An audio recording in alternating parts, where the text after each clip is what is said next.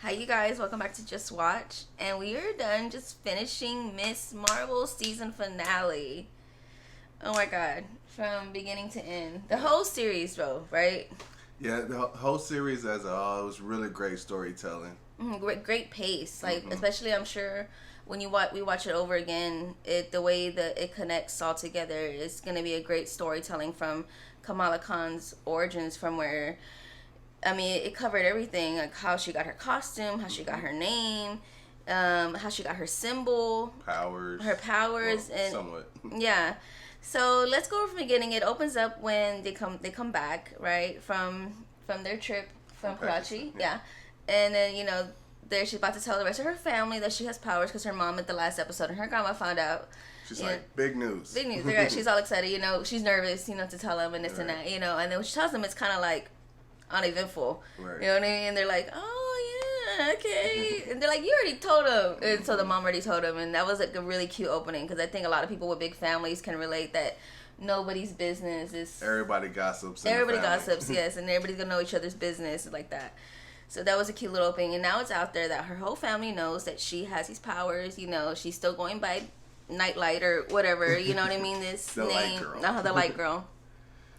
But also, it comes to terms that, now it's a lot more, her dad's a little concerned, you know what I mean? Like, he don't want her running two problems, but she's like, I have to be a save people. What kind of person would I be if I ran away, So that kind of just sets it up that Kamala is ready to take on this superhero role that she's accepted now. She knows what she has to do.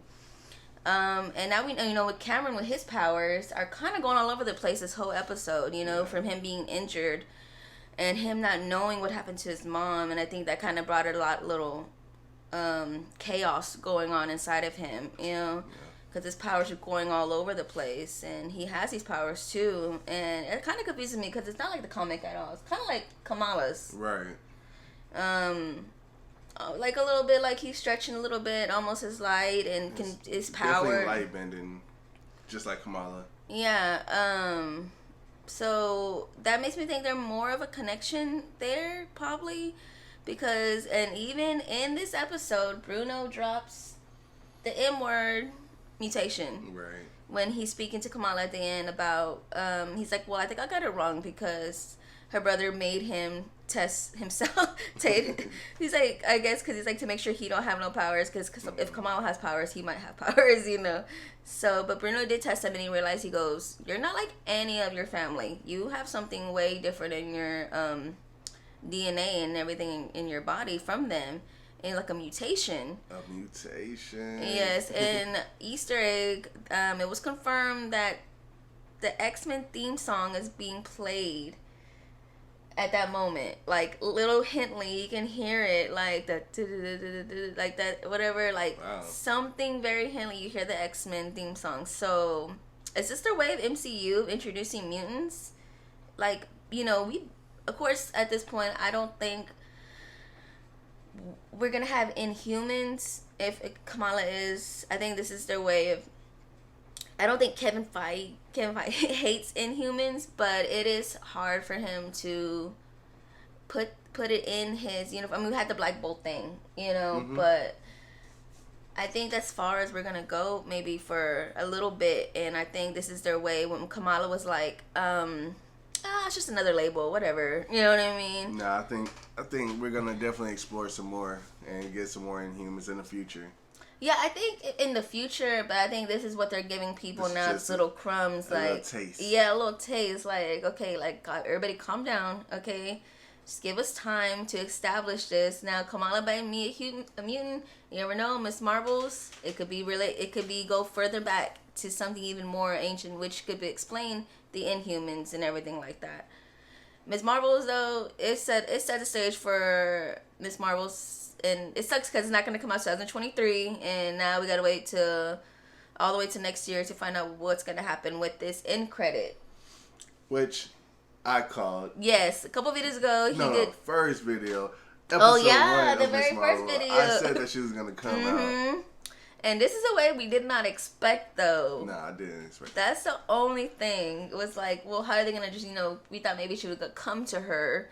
Carol Danvers might come to Kamala, and this is like something happens with her bracelet. And it just starts glowing, and she's like, "What's going on?" Like something that's very much out of her control. Now, when it was glowing, it had like a pink.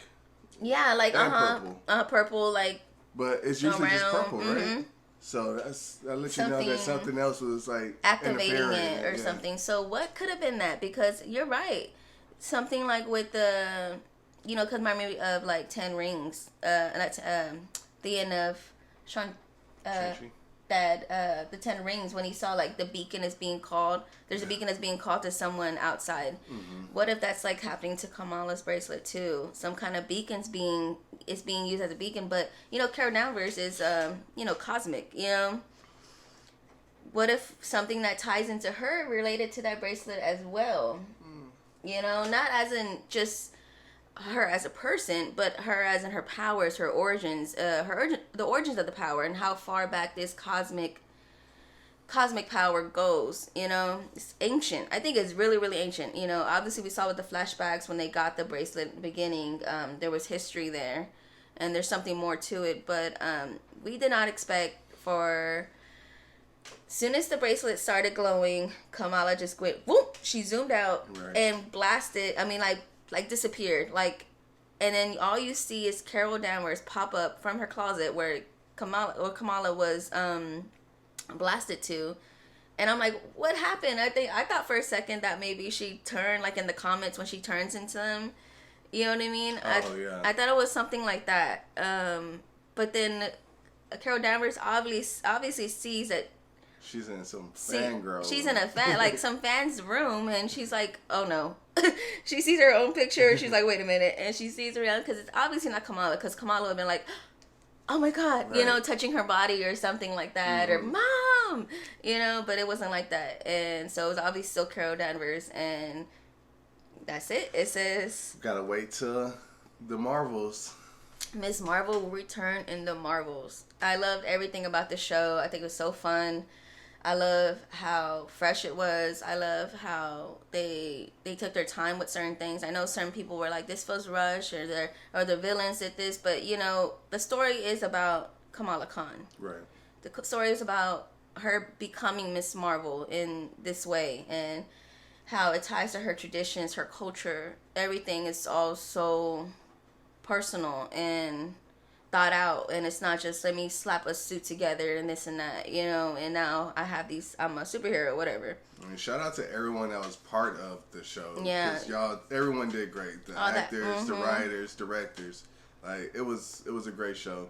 And not only did y'all tell a great story, y'all taught me a lot about Pakistani culture. Mm-hmm. And like everything, it introduces a bunch of people to this culture and stuff that they probably didn't know before, especially with the partition episode. I mean, that was a history lesson that a lot of people are not getting taught in schools, and an up close one, from like real stories and everything like that. And that was beautiful to see how it being translated like that and it being put on a spotlight. So yes, congratulations to everybody involved in Miss Marvel. Great show. And I can't wait for Miss Marvel. It's just, like I said, the cliffhanger from everything, the mutant drop. So this is gonna tie straight to the movies. And I think the DOCC, I don't know, that bad lady, boo you, okay? You're a horrible person going after children. And I was surprised though, that guy, I thought he was more of a jerk than I thought. Mm-hmm. He was kind of like, whoa, that's not right, which makes me even more believe that he is Kree. Yeah. Wait, Kree or Skrull? Skrull. Yes, Skrull. Like, he makes me think he might even be more of that, just because he's kind of trying to put in like a, I don't know, much low profile. Yeah, control it, yes. And him knowing that would have probably put him on the spotlight. And he's always doing these weird faces. I'm not into the actor, but I'm like, is he doing those kind of faces on purpose to kind of be like, almost like reptilians kind of thing? You know what I mean? And that kind of makes me wonder. Yeah, but he wasn't as bad as that other lady I thought it was. And I think they're going to show up in She-Hulk. Oh.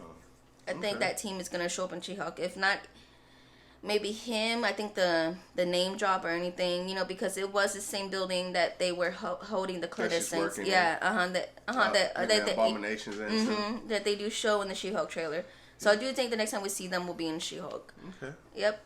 But yep. Any last thoughts? No. I think we got it all out there. Like I said, it was a great show, and I really can't wait to the Marvels. Yep. All right. Thank you guys for watching Just Watch.